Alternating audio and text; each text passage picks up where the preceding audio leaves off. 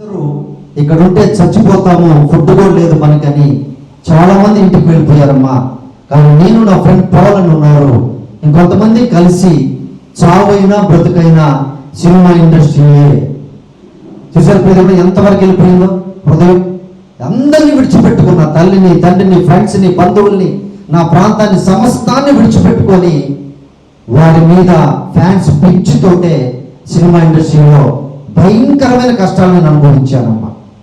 యేసుక్రీస్తు వారు ఎవరో, ఆయన ఎందుకు ఈ లోకానికి వచ్చారో నాకు, నా కుటుంబానికి తెలియదు.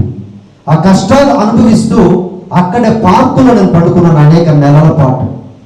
ఆహారం లేనటువంటి పరిస్థితుల్లో దేవుని బిడ్డలారా, ఎవరో తెలియనటువంటి వారు ఆ పార్కుల్లో పండుకొని ఉంటే అరటి పళ్ళని, బన్నులని, మిల్క్ అని అవి తెచ్చి ఇచ్చేటువంటి వారు ఎవరో మనకి తెలియదు. దేవుని బిడ్డలారా, అంత చిన్న వయసు, 10th క్లాస్ అయిపోయింది, పాస్ చేశాను, వెళ్ళిపోయాను. సో ఆ విధంగా అనేక కష్టాలు ఈ సినిమాల మీద మోజుతోటే నేను అనుభవించి ఒకరోజు మెంబర్షిప్ కార్డు తీసుకున్నాను డాన్సర్గా చేయడానికి. డాన్సర్గా మెంబర్షిప్ చేసి ఒక సమయంలో నేను ఆలోచించి ఆశపడిన రీతిలో మెగాస్టార్ చిరంజీవి గారి ప్రక్కన డాన్స్ చేయాలి, అదే నా ఆశ, జీవిత ఆశయం. సో అదే రీతిలో ఒక అవకాశం వచ్చింది. మాస్టర్ అనే సినిమాలో మెగాస్టార్ చిరంజీవి గారి ప్రక్కన ఆ గ్రూప్ డాన్సర్లో ఒక డాన్సర్గా నేను కూడా 5 రోజులు షూటింగ్ చేశాను. చాలా సంతోషపడ్డాను. నా జీవితంలో యేసు ప్రభువుని ఎరుగక ముందు అంత సంతోషం ఎప్పుడు నేను పొందలేదు. ఆయన చూడడం, షేక్ హ్యాండ్ తీసుకోవడం, భుజం పై చేసి ఫోటో దిగడం, దాని తర్వాత సినిమా హీరోలు ఎంతమంది ఉన్నారో వారందరి ప్రక్కన అనేక సినిమాలకి గ్రూప్ డాన్సర్గా చేశాను. ప్రియ దేవుని బిడ్డలారా, దాని తర్వాత అసిస్టెంట్ మాస్టర్ అయ్యాను. దాని తర్వాత మాస్టర్ అయ్యాను. మాస్టర్ అయిన తర్వాత కొన్ని డబ్బులు రావడం ప్రారంభమైంది. కొన్ని డబ్బులు వచ్చినప్పుడు అక్కడ ఉన్నటువంటి వాళ్ళందరూ అనేక ప్రాంతాల నుంచి, ఇంట్లో నుంచి పారిపోయి వచ్చిన వాళ్ళే, ఇంట్లో తల్లిదండ్రులకి ఇష్టం లేకుండా వచ్చినటువంటి వారే. సో అక్కడ ఉన్నటువంటి వారందరూ ఆ డబ్బులు వచ్చినప్పుడు ఏం చెప్పేవారంటే, అరే మామ, పుట్టింది ఎందుకురా, మనం ఎంజాయ్ చేయడానికి అని చెప్పేవారు. సో కాబట్టి మేము ఏం చేసేవాళ్ళం అంటే, పొద్దున్న నుంచి సాయంత్రం వరకు కష్టపడి ఆ కష్టార్జితాన్ని సంపాదన తీసుకొని డాన్సులు నేర్పించి, డాన్సులు చేసి, ఎండలో కష్టపడి ఇవన్నీ చేసి ఆ కష్టార్జితాన్ని తీసుకోవడమా ప్రతిరోజు అన్నలారా విపరీతంగా డ్రింక్ చేసేవాళ్ళం, విపరీతంగా ప్యాకెట్ ఆడేవాళ్ళం, విపరీతంగా స్మోకింగ్ చేసేవాళ్ళం. ఇక గుర్ర పందాలు, క్యారమ్ బోర్డ్స్, బెట్టింగ్స్, ఇవన్నీ వచ్చిన కష్టార్జితాన్ని అంతటిని తగలబెడుతూ ఉన్నాం. మాకేం తెలియడం లేదు. ఇదే జీవితం అనుకుంటూ ఉన్నాము. ప్రియమైనటువంటి దేవుని బిడ్డలారా, వ్యసనాలు వ్యసనాలు వ్యసనాలు, అది ఏది కూడా తప్పుగా అనిపించలేదు మాకు, ఏది కూడా పాపముగా అనిపించడం లేదు. మనిషి ఇందుకే పుట్టాడు, ఎంజాయ్ చేయడానికే, ఏ కంట్రోల్ ఉండకూడదు. మమ్మల్ని అక్కడ కంట్రోల్ చేసేవాళ్ళు ఎవరు లేరు, పెద్దల మాట వినేటువంటి చెప్పేవాళ్ళు కూడా ఎవరు లేరు. సో అటువంటి భయంకరమైన పరిస్థితుల్లో నా జీవితం వెళ్తూ ఉంది. ప్రియ దేవుని బిడ్డలారా, ఇక మాస్టర్ అయిన తర్వాత హీరోయిన్స్ మా కాళ్ళకి అంటే మామూలుగా నమస్కారం చేసుకొని షూటింగ్ స్టార్ట్ చేసే ముందు ఒక ఆనవాయితీ ఉంది. సో డాన్సర్స్ అనేక మంది, నేను మాస్టర్ అయిన తర్వాత ఈ రోజు కొంతమందికి తెలిసి ఉండొచ్చు, కొంతమంది చూసి ఉండొచ్చు, చూడకపోవచ్చు. శేఖర్ మాస్టర్ వస్తాడు, జడ్జిగా వస్తూ ఉంటాడు. అతను నా దగ్గర గ్రూప్ డాన్సర్గా చేసేవాడు.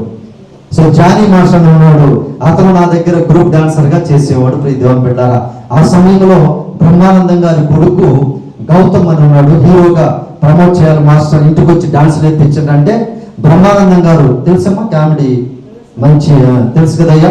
సో ఆయన ఇంటికి వెళ్ళి వాళ్ళ కొడుకుకి డాన్స్ నేర్పించేవాళ్ళం. అలాగే సుమంత్ బాబుకి, నరేష్, అల్లరి నరేష్ గారికి, ఆలి తమ్ముడు కయ్యూకి, ఇంకా సూపర్ స్టార్ కృష్ణ గారి అల్లుడు సుధీర్ బాబు అని ఉన్నాడు, అతను హీరో అవ్వాలంటే వారి ఇంటికి వెళ్ళి డాన్స్ నేర్పించేవాళ్ళం. ప్రియ దేవుని బిడ్డలారా, ఇవన్నీ చేస్తూ దాదాపు 5-6 భాషల్లో 250 సినిమాలకి డాన్స్ డైరెక్టర్గా చేస్తూ ఉన్నాము. ప్రియ దేవుని బిడ్డలారా, వచ్చిన డబ్బులంతా వ్యసనాలకి ఖర్చు పెడుతూ ఉన్నాం. మాకేం తెలియడం లేదు అది. సో ఆ రీతిగా వెళ్తున్న జీవితము గడుస్తూ ఉంది. ప్రియ దేవుని బిడ్డలారా, తర్వాత లవ్ మ్యారేజ్ చేసుకోవడం జరిగింది. తర్వాత ఒక రోజున ఏం జరిగిందంటే, ఈ విధముగా నేను నడుచుకుంటూ వెళ్తూ ఉన్నప్పుడు ఈ విధంగా ఒక భాష గారు మీటింగ్ పెట్టి వాక్యాన్ని ప్రకటిస్తూ ఉన్నారు. ఆ వాక్యంలో నుంచి ఒక మాట నా చెవులోనికి, నా హృదయంలోనికి వెళ్ళింది. ప్రియ దేవుని బిడ్డలారా, ఆ మాట ఏంటంటే, మార్కు సువార్త 12వ అధ్యాయం 31వ వచనములో ఒక మాట, ఒక లేఖనము రాయబడిన, జాగ్రత్తగా గమనించండి ప్రియ దేవుని బిడ్డారా. రెండవది, నిన్ను వలె నీ పొరుగు వారిని ప్రేమించు అనేటువంటి వాక్యం. ఆ వాక్యము పాస్టర్ గారు చెప్తూ ఉన్నప్పుడు నా మనసులోనికి వెళ్ళి నా హృదయంలో అదే తిరుగుతూ ఉంది.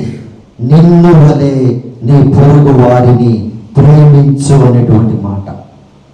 ఆ మాట నా హృదయంలో గుచ్చుకొని దాని గురించి అర్థం తెలుసుకోవాలి అనేటువంటి ఆలోచన సృష్టికర్త అయిన దేవుడు కలిగించాడు ప్రియ దేవుని బిడ్డారా.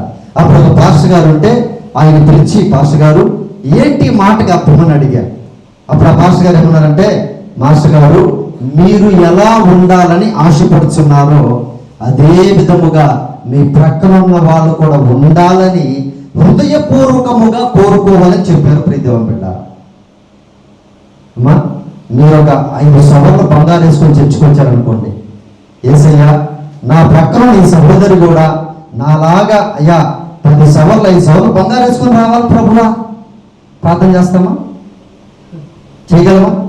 మనం ఒక 3 అంతస్తుల బిల్డింగ్ కట్టుకుంటే నా ప్రక్కన ఉన్నటువంటి వీళ్ళు కూడా ప్రభువా వాళ్ళు రేకుల్లో ఉన్నారు నాయన, అయ్యా వాళ్ళు తాటాకుల్లో ఉన్నారు ప్రభువా, అయ్యా వారు కూడా నాలాగా 3 అంతస్తుల బిల్డింగ్ కట్టుకోవాలి ప్రభువా అని కోరుకోగలమా? కోరుకోగలమా?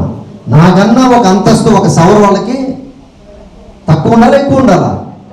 తక్కువ ఉండాలనే మానవ సహజం ఇది ప్రియ దేవుని బిడ్డారా. మానవ సహజం ఇది, మానవులకు ఉండేటువంటి ఆలోచన ఇది.